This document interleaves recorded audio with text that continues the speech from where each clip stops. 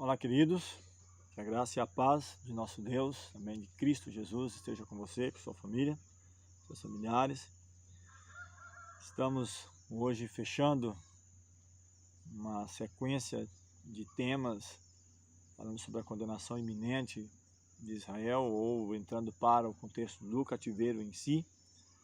E em sequência vamos trabalhar pelo menos uns 15, 16 temas só no livro de Daniel, um livro de Daniel que tem 12 capítulos, e que as suas profecias elas vão além do contexto simplesmente do momento, porque muitos profetas do Antigo Testamento trabalhavam ali no contexto de advertir Israel ou nações vizinhas, as chamadas profecias clássicas, mas nesse caso aqui ele abrange mais do que isso. É claro, fala no contexto também do momento, mas a profecia aponta o desdobramento da história antes que ele aconteça. Então estamos fechando esse primeiro momento. É claro que não estamos trabalhando tudo os temas. Acho que 1000 anos de pesquisa não seria o suficiente para nós, se é que teríamos condições para isso, a gente pesquisar, de aprofundar em tudo que a Bíblia tem nos apresentado, tanto no Antigo quanto no Novo Testamento, porque é algo que vem do Senhor. Nós não conseguimos escutar isso, mas queremos pegar a ideia principal, a ideia geral, para estarmos compreendendo o trato de Deus, a sua paciência, o seu desejo de restaurar, mesmo quando permite situações mais adversas para o povo. E procurando conhecer um pouco mais também das raízes, né, desse povo, onde Deus propunha e de fato fez acontecer, através de seus descendentes, descendente de Abraão, nascesse o Cristo, o Redentor, o Salvador, onde a salvação é acessível a todos. Vamos agradecer ao Senhor mais uma vez. Eterno Deus, amorável Pai, te agradecemos por até aqui ter nos guiado, nos protegido. Rogamos a unção do Teu Santo Espírito na nossa vida e a compreensão da Tua palavra, daquilo que o Senhor deseja para o nosso crescimento diário. Dá-nos a Tua paz, a Tua graça, te pedimos essas bênçãos em nome de Jesus. Amém. Vamos lá então, a condenação iminente. Diz o texto: e vos enviei todos os meus servos, os profetas, madrugando e enviando, dizendo: convertei-vos agora cada um do seu mau caminho. Nós pegamos ali no último tema, sabe, 2 passagens, uma de Jeremias, outra de Isaías, mas é muito mais. Falamos que há pelo menos 18 profetas ali, onde você pode verificar os seus escritos, né? O próprio Cristo, quando ele esteve aqui, ele diz: nunca leste o que de mim está escrito na lei de Moisés, no Salmo, nos profetas. Diz, começando por Moisés, discorrendo por todas as escrituras, explicava-lhes o que seu respeito havia. Então a Bíblia, o Antigo Testamento, e também o Novo, mas naqueles dias, para Cristo, a Bíblia que existia era o Antigo Testamento, que ele dividiu em 3 partes, né? O Pentateuco, chamado Lei de Moisés, os 5 primeiros livros, depois os Salmos, que envolve não somente os Salmos, mas também Cantares, Eclesiastes, Jó, Lamentações, Provérbios, aqueles livros ali, e os livros dos profetas, do qual aqui diz que madrugando e enviando com o intuito de restaurar Israel. Comer o bem daquela terra que o Senhor havia os levado, né? Levado para a terra de Canaã, terra que manava leite e mel. E quero até, antes de entrarmos sobre o tema de hoje, a condenação iminente, falar da importância, né, do legado que Samuel inicialmente deixou, depois Elias, Eliseu, na restauração daquelas escolas, apesar de que depois, né, elas não estavam, quem sabe, na parte final, cumprindo todo o seu objetivo, mas o intuito era preparar jovens, né, para exercer o ministério profético em prol de Israel, e fez de certa forma. Aqui fala sobre a espada do Senhor, Ezequiel 21, versículo 24. Portanto, assim diz o Senhor Deus, visto que me fazeis lembrar da vossa iniquidade, descobrindo-se as vossas transgressões, aparecendo os vossos pecados em todos os vossos atos, ou seja, em toda a sua força, visto que viestes em memória, sereis apanhados com a mão, e tu, ó profano e ímpio príncipe de Israel, cujo dia virá no tempo da extrema iniquidade. Então aqui é uma mensagem de severa repreensão, uma mensagem de advertência. Israel havia se afastado, e ele começa falando do alto príncipe da cúpula de Israel, os vossos pecados voltando à memória diante de mim, porque estava cada vez mais avultando a iniquidade e eles não querendo seguir a vontade do Senhor. Há uma mensagem ainda forte aqui em Ezequiel 21, versículos 26 a 27, onde diz assim: assim diz o Senhor Deus, não é dizendo o profeta simplesmente, tira o diadema, remove a coroa, esta não será a mesma, exalta ao humilde e humilha ao soberbo, ao revés, ao revés, ao revés, porei aquela coroa, e ela não será mais, até que venha aquele a quem pertence de direito, a ela a darei. Então olha que mensagem forte aqui. Israel, Reino Unido, 120 anos. Saul, Davi e Salomão alcança o auge, a fama, o topo. Deveria testemunhar, as pessoas virem até eles, não tinha nem que ter trabalho para ir pregar, evangelizar. As pessoas viriam, todas as suas bênçãos, suas dádivas, mas Israel prefere seguir o costume das nações. No topo, no auge, começa o declínio. O reino é dividido, 345 anos, Reino do Sul, Reino do Norte, em apostasias e apostasias e mais apostasias. Deus manda profetas, mensageiros, mas eles não querem ouvir, não ouviremos. 20 reis, Reino do Sul, 19 reis, Reino do Norte, até então que Deus tem que permitir isso. Ele fala ao revés, colocaria essa coroa, não será mais, até que venha aquele a quem pertence direito. A quem pertence direito? A Cristo. Na sequência de nossos temas vamos falar sobre isso, vai ficar bem mais claro ao estudarmos as profecias, ao ser demonstrado isso na palavra de Deus, que nunca mais seria o mesmo. Há uma profecia e nos é mostrado claramente, a história comprova isso.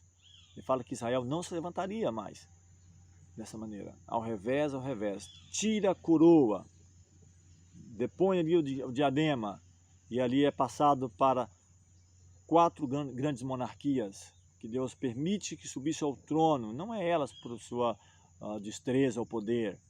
Deus permite que 4 grandes impérios surgem: Babilônia, Médios e Persa, Grécia, Roma, primeira parte, que vai de 168 a 476 depois de Cristo, Roma Império, depois a Roma dividida, que é a Europa de hoje, o período papal. Então Deus permite que esses grandes impérios surjam, e a profecia aponta que isso ia acontecer. Vamos ver na sequência dos nossos estudos, nas profecias de Daniel, mostrando que quem de fato está no controle é o Eterno, é o Soberano, até que venha aquele a quem pertence direito ao Filho de Deus. Que diz o texto ainda, segundo as Crônicas 36, 11 a 13, que tinha Zedequias a idade de 25 anos, quando começou a reinar, diz que 11 anos reinou em Jerusalém. Mas o que ele fez? Fez o que era mal aos olhos do Senhor, seu Deus. Nem se humilhou perante o profeta Jeremias, que falava da parte do Senhor, que falava do que ia acontecer. A princípio, eles tinham a oportunidade de não ser levados no cativeiro, mas depois, pela sua rebelião, o recurso seria ser levado para o cativeiro. E ele se rebela contra a mensagem do Senhor, se rebela também contra Nabucodonosor, e endurece o seu coração, se obstina no coração e não se converte ao Senhor. Diz também, não somente ele, mas aqui fala mais, segundo as Crônicas 36, 14 e 15, também todos os chefes, os sacerdotes e mesmo o próprio povo aumentavam mais e mais as suas transgressões, segundo todas as abominações dos gentios, e contaminaram a casa do Senhor, que ele tinha santificado em Jerusalém. E o Senhor, seu Deus, o Deus de seus pais, falou constantemente por intermédio dos mensageiros, porque compadeceu do seu povo e de sua habitação. Então teve muita paciência. 345 anos, e cada vez mais rebelião, apostasia, cada vez mais forte, até que não houve nenhum recurso mais. E justamente mostra isso nessas palavras que eu estou falando para você. Segundo as Crônicas 36, 16 e 17, diz assim, eles, porém, zombaram dos mensageiros de Deus, dos profetas que foram enviados. Muitos, como mencionei, que dedicaram toda uma vida, que foram cerrados ao meio, foram apedrejados, foram mortos, perseguidos, maltratados. Diz que eles desprezaram as suas palavras, mofaram ou zombaram de seus profetas, até que o furor do Senhor tanto subiu contra o seu povo. Está até grifado aqui em negrito, que mais nenhum remédio houve. Porque fez subir contra eles o rei dos caldeus, o qual matou os seus jovens à espada, na casa do seu santuário, e não teve piedade nem dos jovens, nem das moças, nem dos velhos, nem de todos, decrépitos, a todos entregou na sua mão. Então, nenhum remédio, a palavra que ele usa é justamente isso, não houve nenhum remédio. Todos os recursos didáticos, de ensino, de orientação, de advertência, Deus havia trabalhado, mostrando para eles que eles estavam se afastando do Senhor, mas eles não quiseram ouvir. Diz aqui que todos os vasos da casa de Deus, grandes e pequenos, os tesouros da casa do Senhor, os tesouros do rei, dos príncipes, tudo levou para a Babilônia. Se queimaram a casa de Deus, derrubaram os muros de Jerusalém e todos os seus palácios queimaram a fogo, destruindo também todos os seus preciosos vasos. E os que escaparam da espada levou para a Babilônia e fizeram-se servos dele e de seus filhos até ao tempo do reino da Pérsia. Vamos entrar em mais detalhes no nosso próximo tema, ou próximos temas, que vai ser tudo baseado no livro de Daniel, onde vamos falar sobre esse contexto histórico e profético, mas aqui já mostra bem claro que aqueles que ele não matou, ele levou em cativeiro para a Babilônia, e Daniel era um desses. Ezequiel também estava, não exatamente no palácio, mas estava entre os cativos, ou com os cativos, confortando, dando orientação. E Jeremias, nesse período, fica com os mais pobres, é permitido a ele ficar. O próprio rei diz, esse homem profetizou a meu respeito, que eu conquistaria. Então deu a oportunidade de Jeremias escolher, e ele escolheu ficar com os mais pobres na nação. E o resultado disso depois diz que ele foi morto, apedrejado, pelo menos é o que muitos falam a esse respeito. Aqui diz ainda, para que se cumprisse o que a palavra do Senhor, ou pela boca de Jeremias, até que a terra se agradasse dos seus sábios, que foi um dos motivos também. Eles haviam se afastado, né, do Senhor, transgredindo os mandamentos, no que diz respeito à idolatria, adorando outros deuses, mas também no que diz respeito ao sábado, o quarto mandamento, que aliás o mundo hoje praticamente também não obedece. E é o único dos 10 mandamentos que o Senhor diz, lembra-te do dia do sábado para o santificar. Se o sábado tivesse sido guardado universalmente, não teria tido um lugar, quem sabe, para um ateu ou incrédulo, porque ele fala que em 6 dias criou Deus, os céus, a terra, o mar e tudo que neles há. E é o único dos 10, ou pelo menos um deles, né, porque com respeito à adoração também, tem se introduzido também em outros pontos, do que adorar.